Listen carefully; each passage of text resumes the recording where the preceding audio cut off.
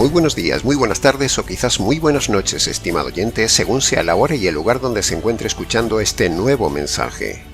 Como siempre, les saluda y les habla el pastor bautista Nikos Ricoy del Ministerio Tinajas, llenando siempre a cada persona que nos escucha con el agua limpia de la palabra desde aquí en España. Muy bienvenidos una vez más y muchas gracias por estar ahí atentos al nuevo mensaje de hoy de nuestro programa Encuentros. En el día de hoy abordaremos y analizaremos una vez más de forma expositiva un nuevo pasaje de la Palabra de Dios. Primero, para enseñarle a usted cómo debe analizarse la Palabra de Dios. Segundo, para que usted compare nuestras enseñanzas con las de otros predicadores que exponen la Palabra de Dios.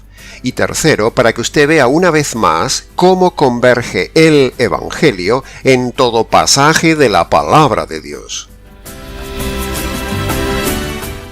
Dicho este breve preámbulo, analizaremos entonces el texto seleccionado de hoy en 8 partes. Así que, como el viaje expositivo es largo, iniciemos entonces ya la lectura del texto de hoy y entremos en materia. Dice Pablo en Filipenses capítulo 3, versículos 18 y 19. Andan muchos por ahí, de los cuales os avisé muchas veces, y aún ahora lo digo otra vez hasta con lágrimas, que son enemigos de la cruz de Cristo.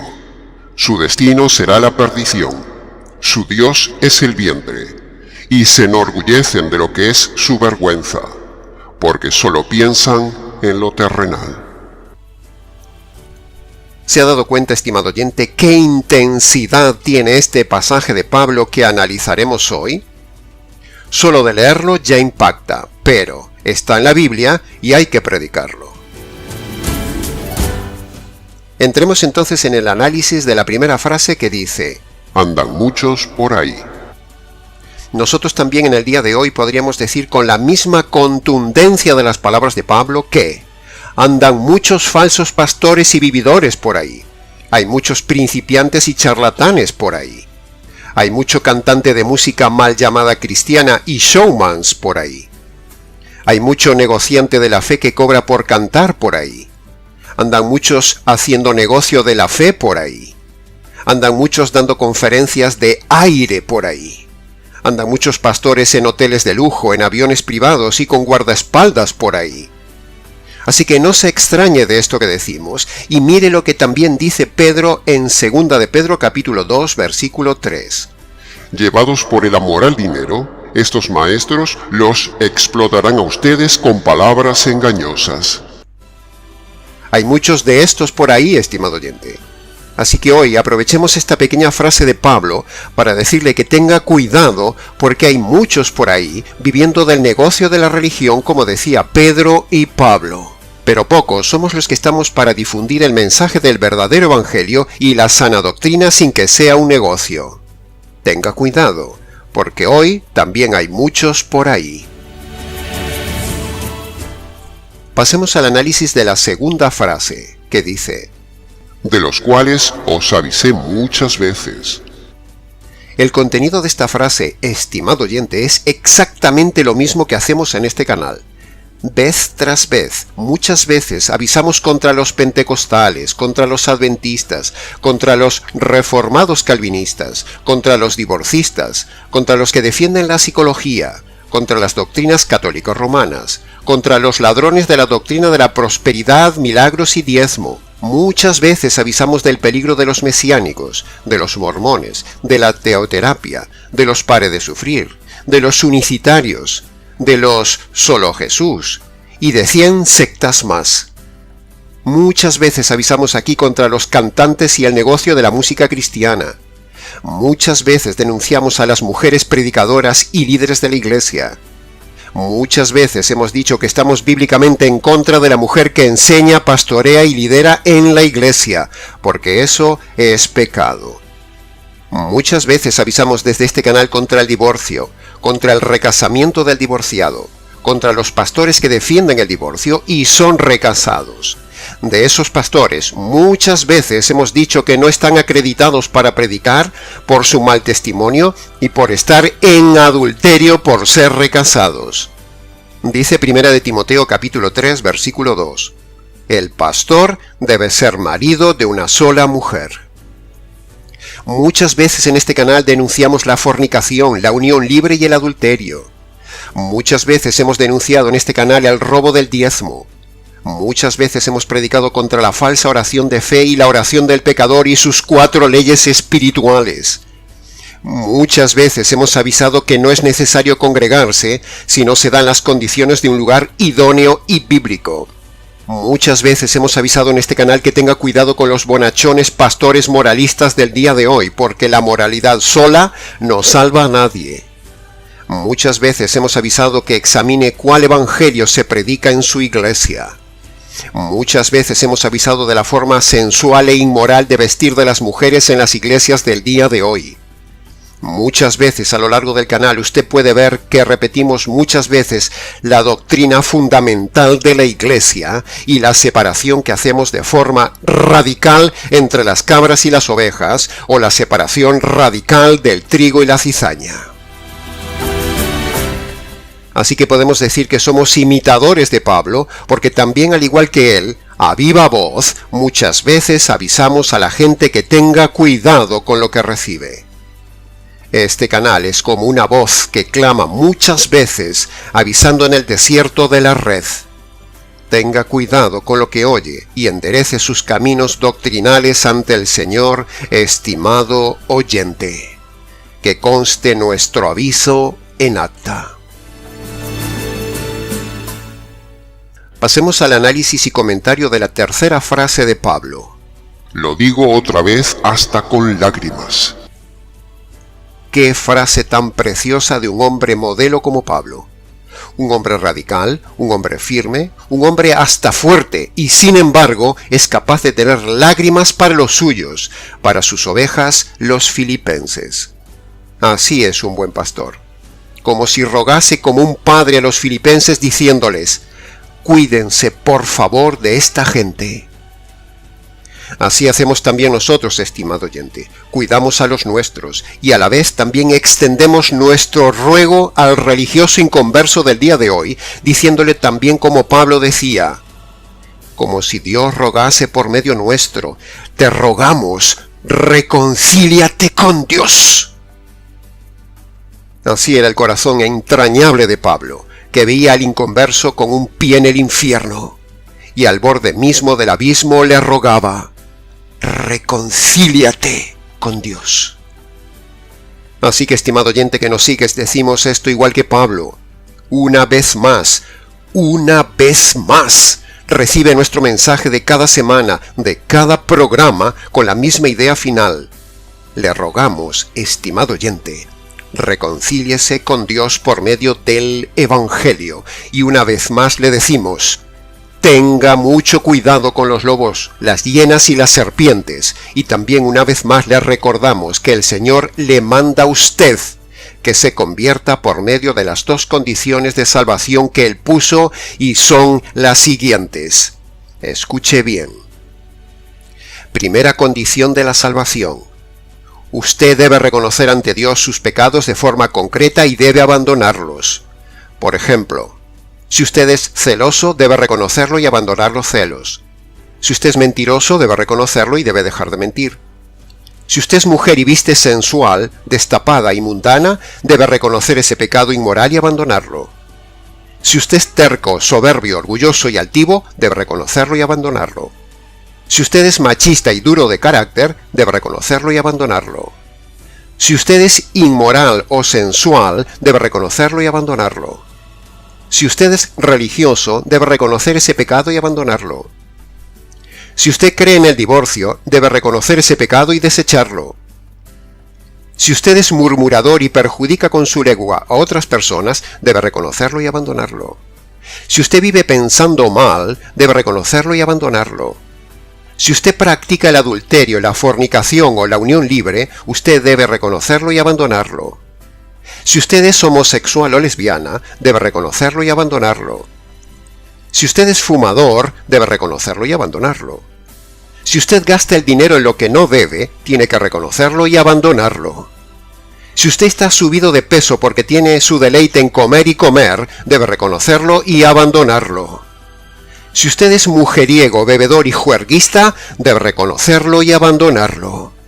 Y si usted ahora mismo tiene un pecado en su mente que usted comete diariamente, debe reconocerlo y abandonarlo.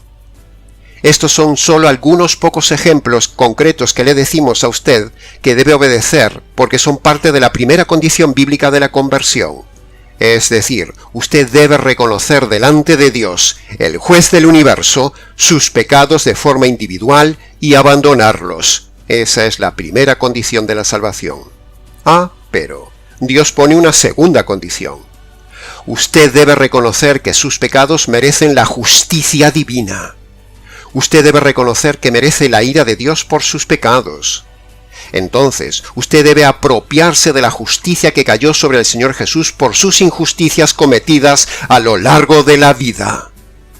Esta es la segunda condición bíblica de salvación que Dios le pone.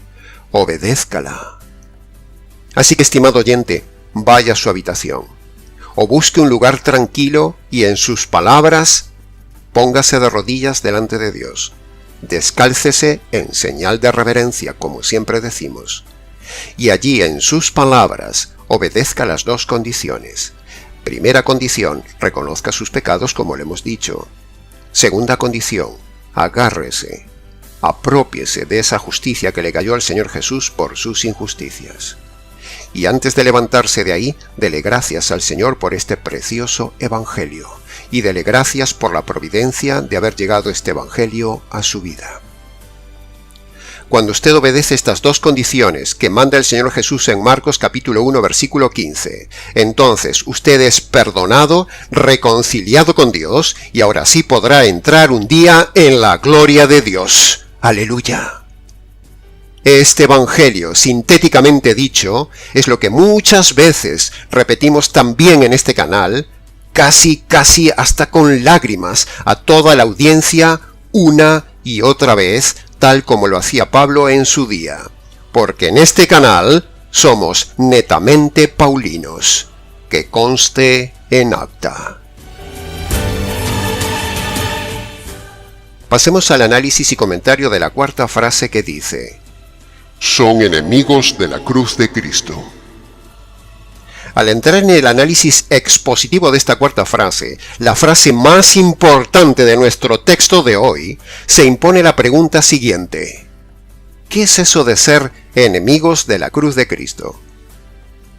Pablo no se refiere a la cruz física de Jesús, como hablando de la madera donde Jesús el hombre fue crucificado, no, sino que, preste atención, cuando Pablo habla de la cruz, se refiere al significado espiritual e invisible de la muerte de Cristo, el Hijo de Dios. Repito, cuando Pablo habla de la cruz, se refiere al significado espiritual e invisible de la muerte de Cristo, el Hijo de Dios. Decir ser enemigo de la cruz es algo gravísimo.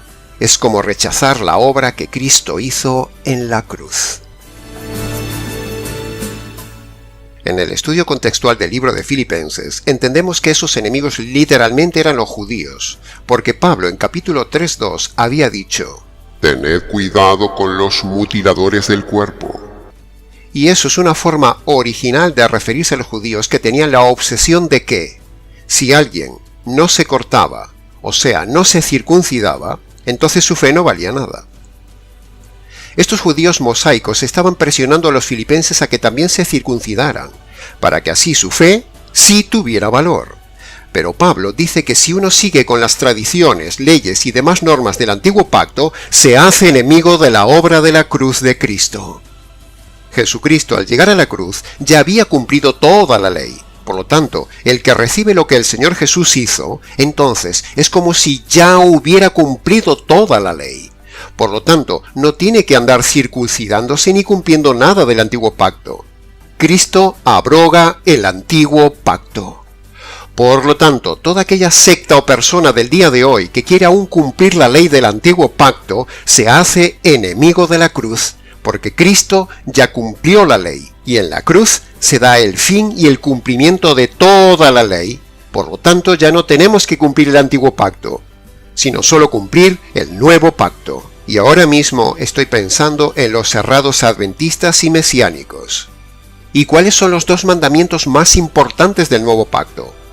Los dos mandamientos del nuevo pacto más importantes son: primero, arrepentirse de sus pecados de forma concreta y abandonarlos.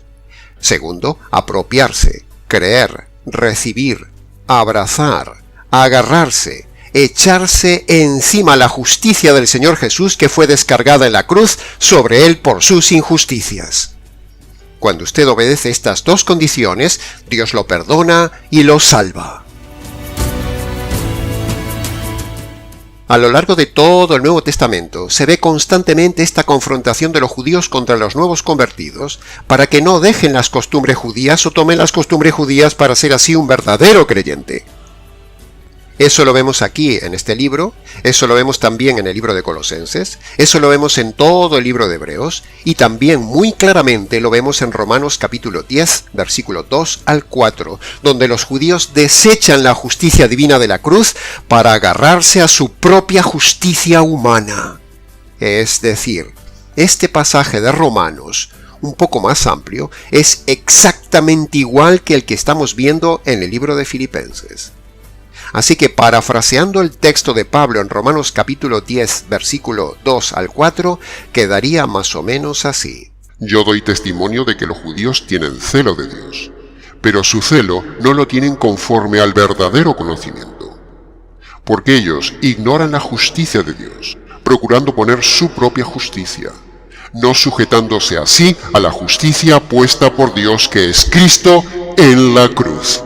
La justicia para todo aquel que cree en él. Qué increíble pasaje, estimado oyente, este de Pablo. El más claro del Nuevo Testamento en este tema de los judíos que rechazaban la obra de la cruz, rechazaban ser justificados solamente por la obra de justicia caída en la cruz, queriendo añadir sus propias justicias, y así es como se hacen enemigos de Dios, enemigos de la cruz de Cristo. De la misma manera, estimado oyente, sucede en el día de hoy. Cuando algún pastor o sacerdote quiere poner otro evangelio u otro método de salvación que justifica al hombre ante Dios, que no sea el verdadero evangelio de la justicia de la cruz, esos pastores que quieren aún vivir en el antiguo pacto se hacen enemigos de la cruz de Cristo y se hacen nada menos que enemigos de Dios. En el día de hoy, los evangelios de la prosperidad, el evangelio de la oración de fe, el evangelio de las 4 leyes espirituales, el evangelio adventista de vivir en el antiguo pacto cumpliendo ritos como el ayuno, el sábado, el diezmo, las primicias, las fiestas judías, e incluso algunos hasta se circuncidan. Otros hasta se visten como los judíos, con la kipá y el talit o la barba larga. Otros usan altar y sacerdotes, como en el caso de la Iglesia Católica, con el evangelio de la salvación por obras. Es decir, una religión confiando en sus justicias. Todo eso constituye también en el día de hoy ser enemigos de la cruz de Cristo, porque son doctrinas, son justicias, son evangelios, son métodos y son enseñanzas contrarias a la esencia teológica de la cruz. Cuando alguien quiere cuestionar, complementar o añadir a la obra de justicia caída en la cruz, se constituye en enemigo de Dios, en enemigo de la cruz de Cristo. Ahora, aprovechamos este texto para preguntarnos una vez más, ¿qué sucedió en la cruz? Preste atención, por favor, estimado oyente, a lo que sigue. Punto número 1. En la cruz el Padre mata a su Hijo para descargar su furia. Furia que produce en los pecados del hombre y de esa manera hacer justicia de sus injusticias. Punto número 2. En la cruz se produce el desgarro de la unidad divina. Sí, la unidad y comunión eterna que había en el Trino Dios, en la cruz se desgarra, se rompe, se separa y dos aborrecen, maldicen, expulsan y matan al tercero. El Padre, en complicidad con el Espíritu Santo, ejecuta al Hijo bajo la justicia divina. en sacrificio voluntario por sus injusticias, estimado oyente. Todo esto sucede para que un día el hombre que se apropia de esta justicia que le cayó al Señor Jesús y se apropia de este desgarro de la cruz, ese hombre no sea maldecido, ajusticiado, desgarrado y separado de la presencia de Dios por toda la eternidad. Punto número 3. En la cruz, Dios muestra lo que piensa y siente del pecado y del pecador. Dios ve al pecado y al pecador como una sola cosa, como algo aborrecible que despierta su ira, la ira divina, la ira de Dios.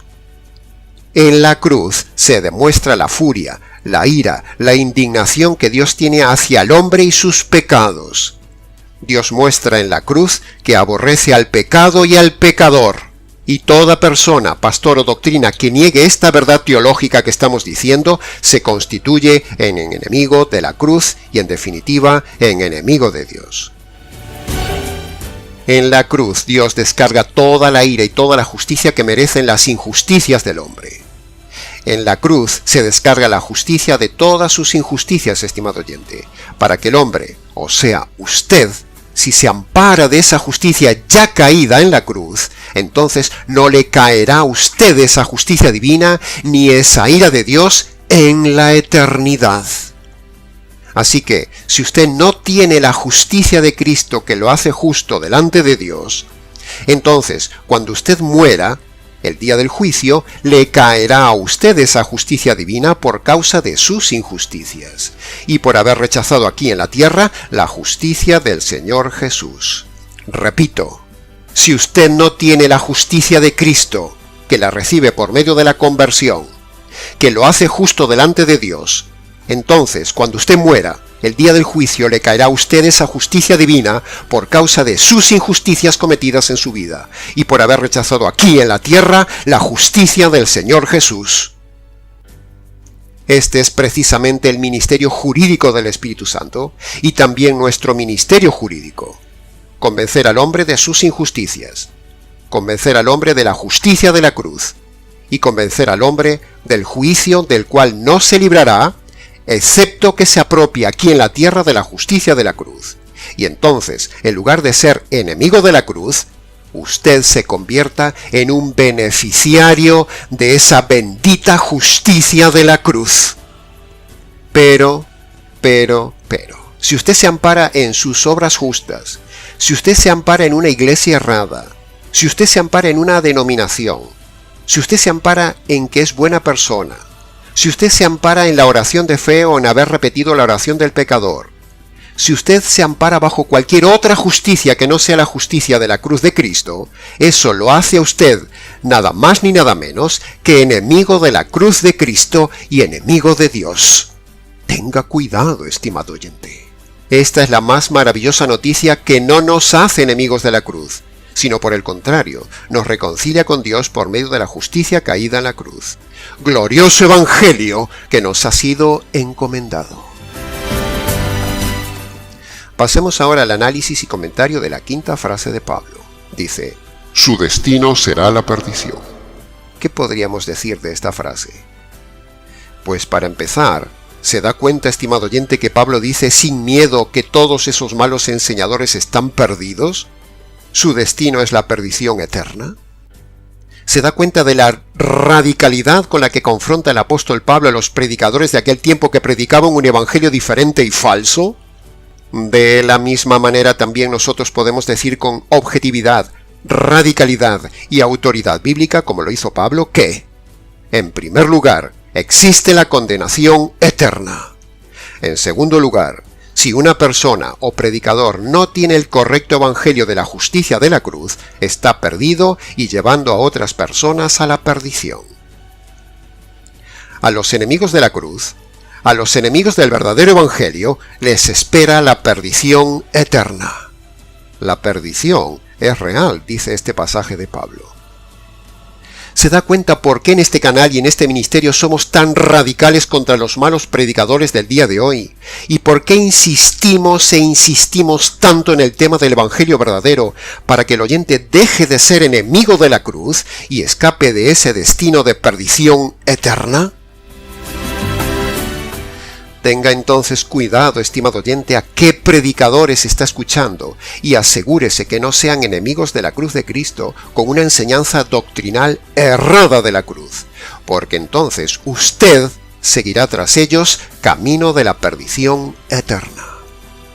Tenga cuidado con los solo moralistas, tenga cuidado con los materialistas, tenga cuidado con los sensacionalistas, tenga cuidado con los pentecostalistas, tenga cuidado con los calvinistas, tenga cuidado con los romanistas, tenga cuidado con los livianistas, tenga cuidado con los psicoanalistas, tenga cuidado con los feministas, tenga cuidado con los adventistas, tenga cuidado con los ecumenistas, tenga cuidado con los mesianistas, tenga cuidado con los unicitaristas, tenga cuidado con los presbiterianistas, tenga cuidado con los metodistas, tenga cuidado con los anglicanistas, tenga cuidado con los ruselistas, tenga cuidado con los falsos bautistas y tenga cuidado con los cantantes artistas.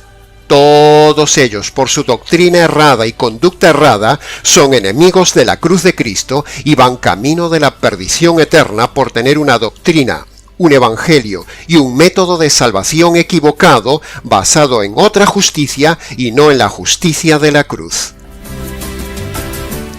La perdición es real, estimado oyente. Una vez más la Biblia ratifica aquí que la condenación del hombre es real.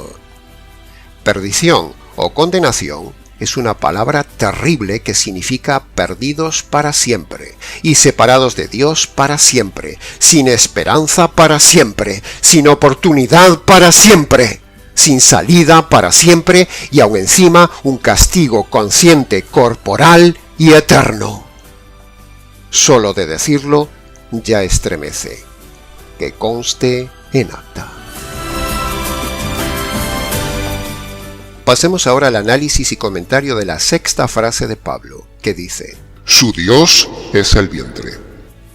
Pablo continúa con su exhortación muy fuerte en estos dos versículos de Filipenses capítulo 3, donde dice que estos malos predicadores no solo son errados en su mensaje, sino que también dice que su Dios es su vientre. Y nosotros podríamos arriesgarnos a decir también que no solo su Dios es su vientre, sino también que su Dios es su bajo vientre. O sea, son hombres y mujeres sensuales, carnales, inmorales en acciones y en vestimenta, en adulterio, en fornicación, en vivir juntos, en unión libre y divorciados y recasados incluso varias veces. O sea, el mundo inmoral en su máxima expresión metido en la iglesia. En el día de hoy hay muchos pastores divorciados y recasados, vividores de la religión, que usan la religión para satisfacer su vientre y su bajo vientre. Hombres vividores, carnales y sensuales, como dice la Escritura. Recasados que defienden la falsa doctrina de la buena vida y el recasamiento del divorciado. Pero eso es pecado. De estos pecados está llena la iglesia del mal llamado mundo cristiano del día de hoy. Pequeñas o grandes iglesias, pastores poco conocidos o pastores famosos y muy conocidos, hombres y mujeres cuyos dioses son su vientre y su bajo vientre, es decir, comilones e inmorales. Si usted está en una iglesia de una pastora vestida de forma sensual, ahí tiene una mujer cuyos dioses son su vanidad y lo mundano. Si usted está en una iglesia cuyo pastor no está enfermo, pero está gordo, su Dios es su vientre, como dice Pablo, porque la gordura, por comer sin control, es pecado y mal testimonio. Un predicador que está gordo no debería predicar nunca ni ser líder, es mal testimonio para su audiencia y no está cuidando su cuerpo y es pecado. ¿Cómo va a enseñar que hay que cuidar el cuerpo y enseñar a la audiencia sobre el dominio propio si él mismo no lo cumple? Como dice Pablo en Romanos capítulo 2, versículo 21. ¿Tú que predicas a otro, no te predicas a ti mismo? ¿Cuántos pastores y pastoras, cantantes, que son gordos y gordas, están predicando y cantando dando mal ejemplo, siendo que no están enfermos? Eso es pecado. cuyo Dios es su vientre. No tienen templanza ni dominio propio, ni tampoco buen testimonio. Están estropeando su cuerpo y siendo de tropiezo para sus seguidores. Los gordos y las gordas están en pecado. Un hombre gordo, si no está enfermo, no puede ser predicador, ni pastor, ni líder. Está en pecado. Su Dios es su vientre. Si esto está en la Biblia, estimado oyente, entonces alguien tiene que alzar la voz y decirlo. Porque el mundo cristiano evangélico del día de hoy está lleno de hombres y mujeres que idolatran la comida, la buena vida y la inmoralidad, cuyos dioses son su vientre y su bajo vientre, que conste en acta. Pasemos ahora al análisis y comentario de la séptima frase de Pablo. Se enorgullecen de lo que es su vergüenza. O dicho en otras palabras, estos pastores y pastoras que dan vergüenza ajena son tan ciegos y ciegas que ellos mismos no se dan cuenta que están dando vergüenza ante los demás con su forma inmoral de vestir o su forma de actuar y predicar en el circo de la iglesia. Dan vergüenza. Pero ellos no se dan cuenta, dice Pablo. Y así lo decimos nosotros también. Cuando uno ve los circos de la iglesia, cuando uno ve los gritos, los revoltijos que allí hay, los escándalos de inmoralidad, el desorden, o cuando uno ve a un pastor enseñando lo falso, a uno le da más vergüenza que a ellos mismos, porque ya han perdido la capacidad de la vergüenza. Es tal la magnitud de la degradación a la que hemos llegado en el ambiente mal llamado cristiano y religioso del día de hoy, que hasta se enorgullecen de lo que hacen mal. Y ya lo decía Isaías en capítulo 5, versículo 20.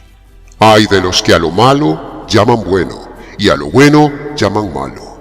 Ay de los que hacen de la luz tinieblas, y de las tinieblas luz.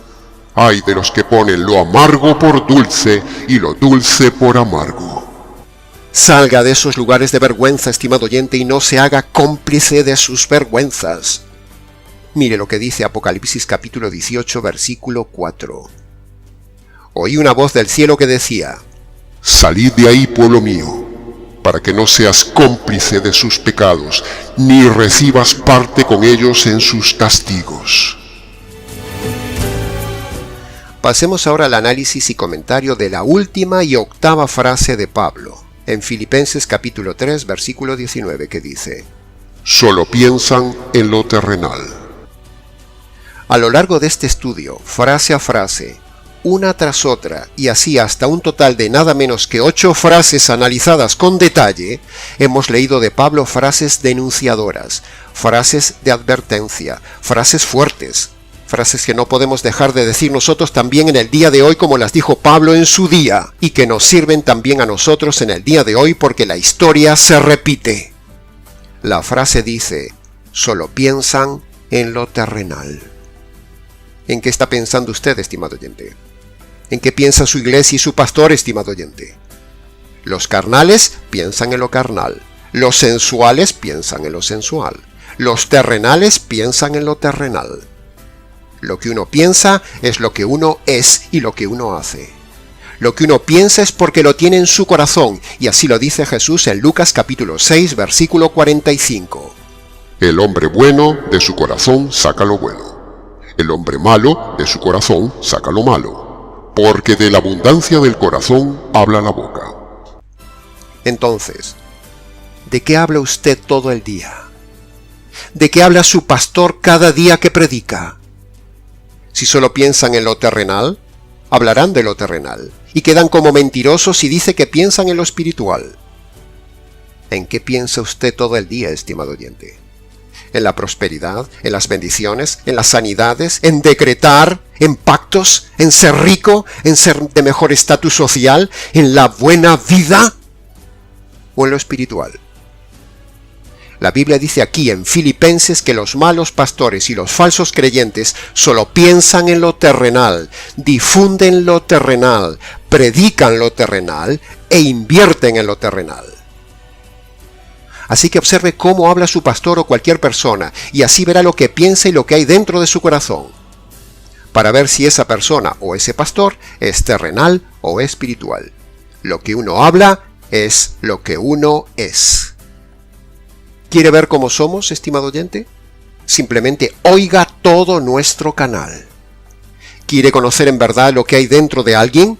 Mire lo que habla. Hablamos lo que pensamos y hacemos lo que pensamos. Por lo tanto, es muy importante tener buenos pensamientos, correctos pensamientos, bíblicos pensamientos, en definitiva, buena doctrina, para que el hablar y el hacer no sea como el de estos perdidos que habla Pablo y los perdidos del día de hoy. Nosotros pensamos en lo espiritual y en lo eterno, enseñando constantemente en este canal la verdad espiritual más grande del universo, el Evangelio. Aquí no enseñamos de prosperidad, no enseñamos sanidades, no enseñamos a buscar la buena vida, no enseñamos de milagros, no enseñamos a que pare de sufrir, sino que enseñamos la verdad y cómo entrar al reino futuro material por medio del Evangelio espiritual. Ahora, ya que Pablo habla de hacer pensar, entonces para terminar también nosotros queremos que piense lo siguiente, estimado oyente. ¿Se ha puesto a pensar cuántos canales de radio y televisión hay en el mundo secular que difunden solo malas noticias y vanidad? ¿Se ha puesto a pensar cuántos canales de radio y televisión mal llamados cristianos solo difunden lo terrenal, la prosperidad, un falso evangelio y una falsa doctrina? Ahora, ¿se ha puesto a pensar y a contar cuántos canales hay en la red, en la radio y en la televisión que difunden la sana doctrina y el verdadero evangelio? Por eso, al terminar este mensaje de hoy, le pedimos que piense en apoyar al Ministerio Tinajas, estimado oyente. Piense en apoyar voluntariamente este canal para que podamos seguir difundiendo la buena noticia del evangelio y así la gente piense no en lo terrenal, sino en lo espiritual y en lo eterno. Piense en apoyar este ministerio para que podamos seguir enseñando correctamente las verdades doctrinales de la palabra de Dios. Apoye este ministerio que hace pensar a la gente no en lo terrenal, sino en lo espiritual y en lo eterno con la sana doctrina de la palabra de Dios. Piénselo, por favor. Y hasta aquí, estimado oyente, de forma breve con el largo mensaje del día de hoy. Para preguntas, comentarios y demás, escríbanos. nicos@gmx.es. Les ha compartido la verdad, solo la verdad y nada más que la verdad del tema, Nikos Ricoy, pastor bautista del Ministerio Tinajas, cuyo Dios es el Señor Jesús, cuya meta es difundir el Evangelio y cuyo propósito es ayudarle a usted a pensar en lo espiritual y en lo eterno. Que conste en acta. Será entonces con el gusto de siempre hasta nuestro próximo programa Encuentros.